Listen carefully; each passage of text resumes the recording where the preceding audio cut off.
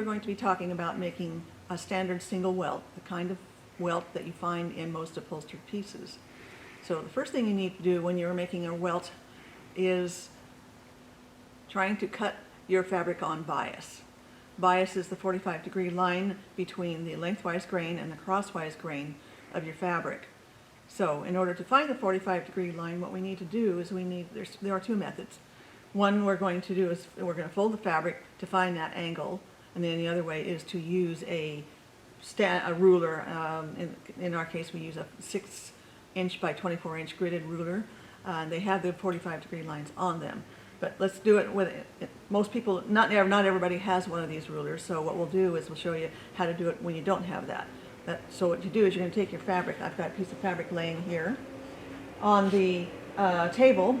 What we're going to do is this is the selvage edge, and so it's parallel to that edge. This is the crosswise edge. This is what we know, also known as the cut edge. So what we're going to do is I'm going to take the cut edge, I'm going to work from this side, and I'm going to fold it so that the selvage edge is now parallel to the crosswise grain, which is in this direction here. So when we do that, then this fold that goes along here is the 45-degree line.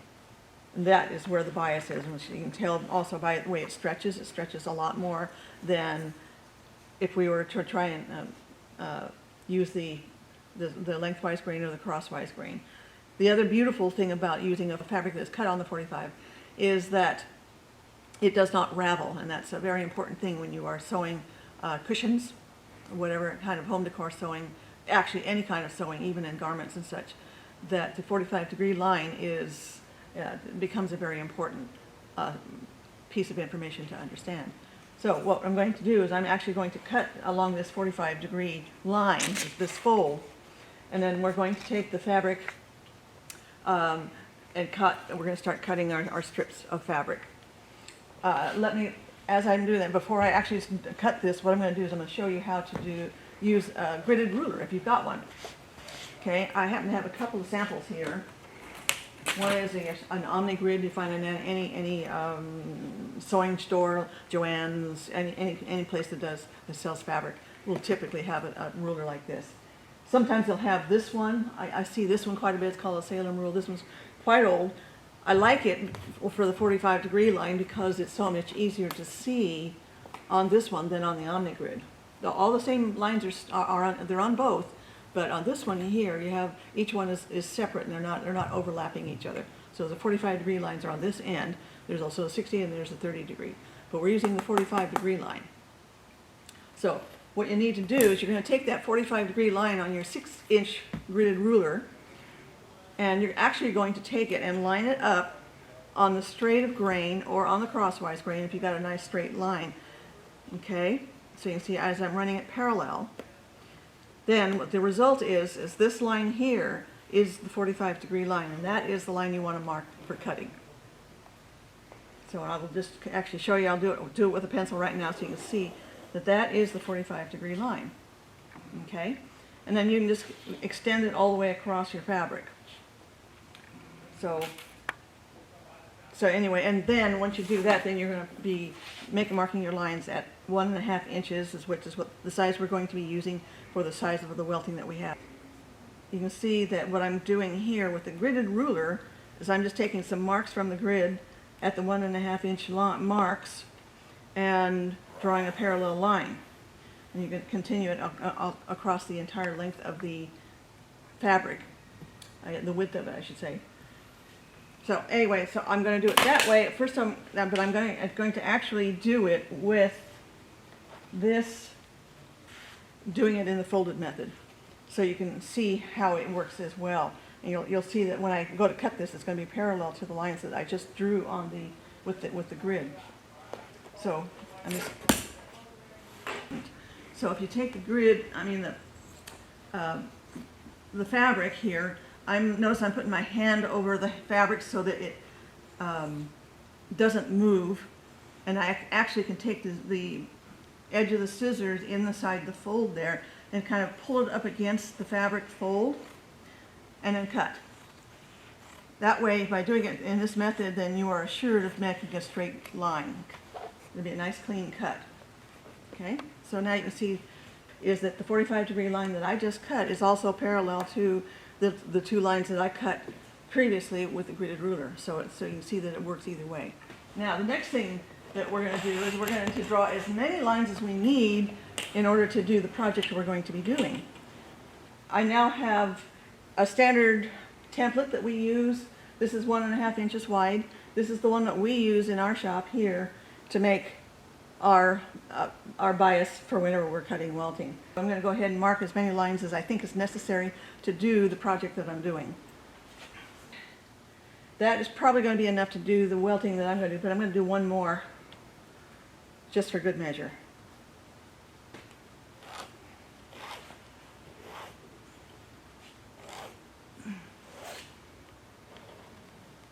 Okay. I'm positive that that's going to be.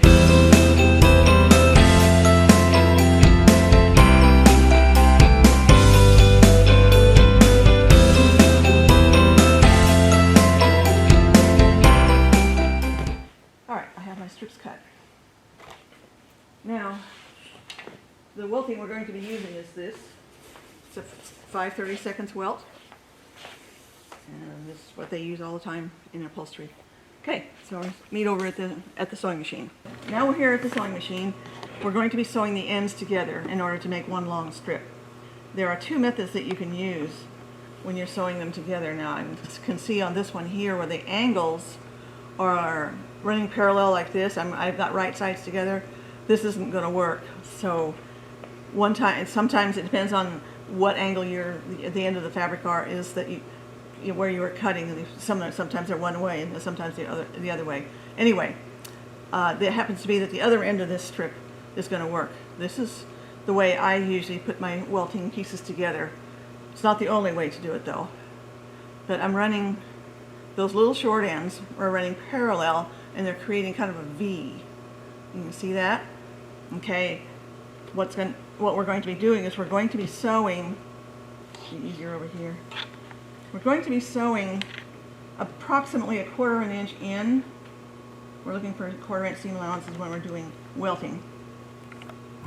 So what we need to do is we need to overlap the V's enough to allow for a seam allowance. So we're going to be sewing from that point straight across to where the other two join, finish joining on the other end. It's much easier to do than to talk about.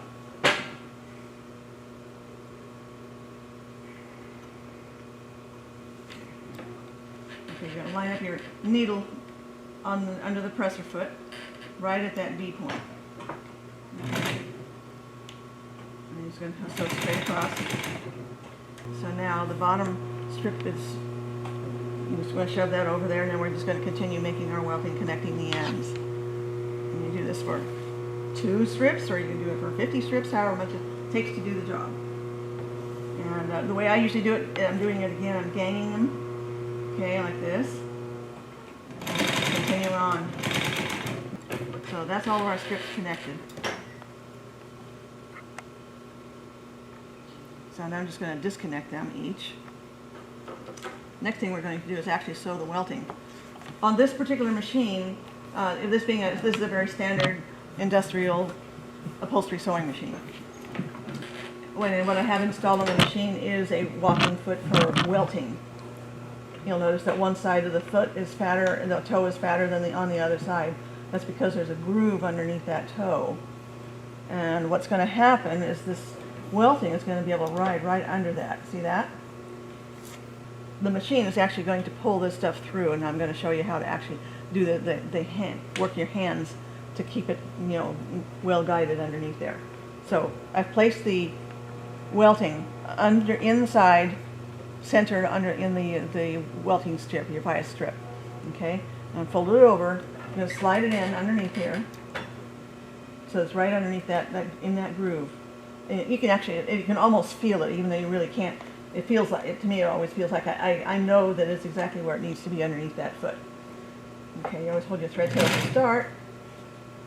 Then, all I'm going to do is I'm going to work in this area right in here, fold it over, pinch it closed, and then I use the other hand to help guide it through. So I use my hands as a guide. This is a clamp, this is a guide. Okay, I'm going to do this for the entire length of the welt.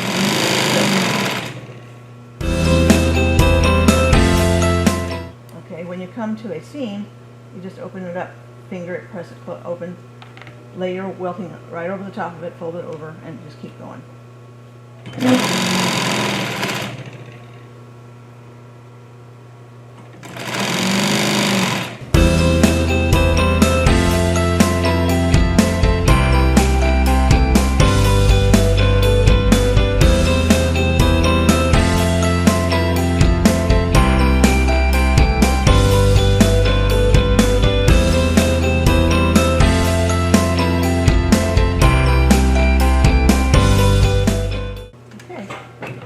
To the end of it. Just cut your welting off. Okay. And this is a long strip of welting that you can use for whatever project you're working on. Okay.